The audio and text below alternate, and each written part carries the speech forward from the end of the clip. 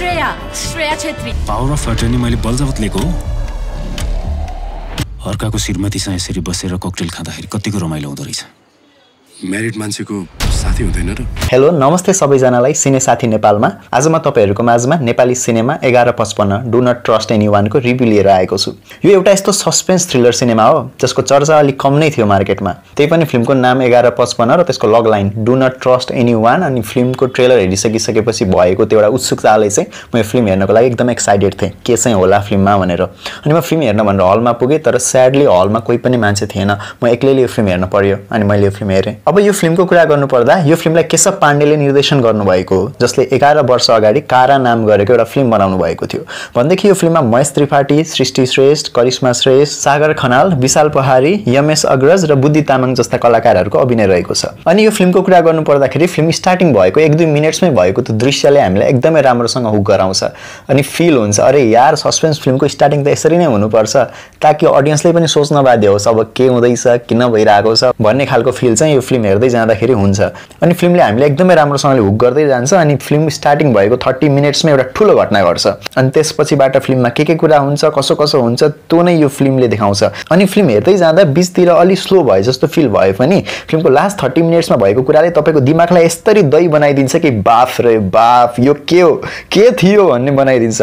Like यस्तो suspense thriller आजसम्म नेपालमा बनेकै छैन।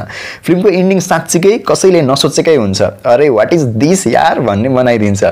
अनि यही कुरा नै मलाई फिल्ममा भएको चिजहरुमध्ये एकदम युनिक लाग्यो हो क्या अरे यार लास्ट 30 मिनेट्स। अब यो फिल्ममा भएको कलाकारहरुको अभिनयको कुरा गर्नुपर्दा महेश त्रिपाठी उहाँले यो फिल्ममा सृष्टि श्रेष्ठको हस्बेन्डको भूमिका निभाउनु भएको छ अनि उहाँको क्यारेक्टर अलि अजीब नै छ जसले पैसा र पावरको लागि जे पनि गर्न सक्छ।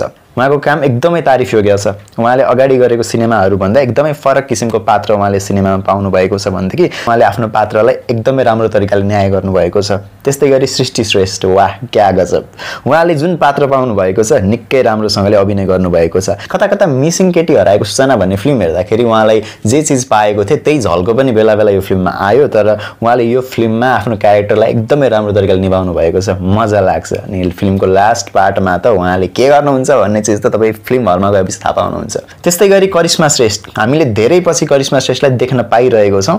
अस्ति मायावीमा देख्यौं अहिले 1155 फिल्ममा अनि उहाँले पनि आफूले पाएको पात्रलाई एकदमै राम्रो तरिकाले अभिनय गर्नु भएको छ। अनि उहाँ पनि यो फिल्मको एउटा मेन पात्र हो जसको वरिपरि यो फिल्मको कहानी घुम्छ। त्यस्तै गरी सागर खनाल उहाँको यो एज एन एक्टर पहिलो फिल्म हो तर कुनै पनि एंगलबाट उहाँको यो पहिलो फिल्म हो जस्तो नै फिल हुँदैन। त्यो किसिमको अभिनय गर्नुभएको छ उहाँले। अनि पढेर सिकेर आएको मान्छेको काम नै फरक हुन्छ भनेको यही हो। फिल्म कलेजबाट पास आउट भएर उहाँले यो सिनेमामा काम पाउनु भएको थियो।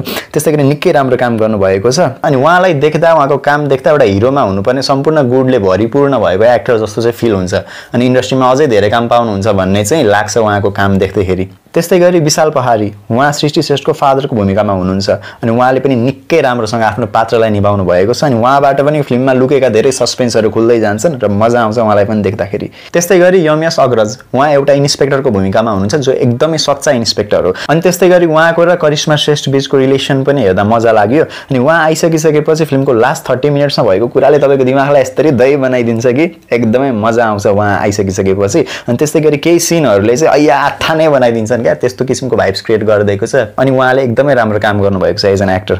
त्यस्तै गरी बुद्धि तामाङ उहाँ चरी डनको भूमिकामा हुनुहुन्छ यो सिनेमामा। उहाँले आफ्नो काम एकदमै राम्रोसँग निभाउनु भएको छ तर फिल्ममा उहाँ किन हुनुहुन्छ भन्ने कुराले चाहिँ अलिकति स्याड नै बनायो।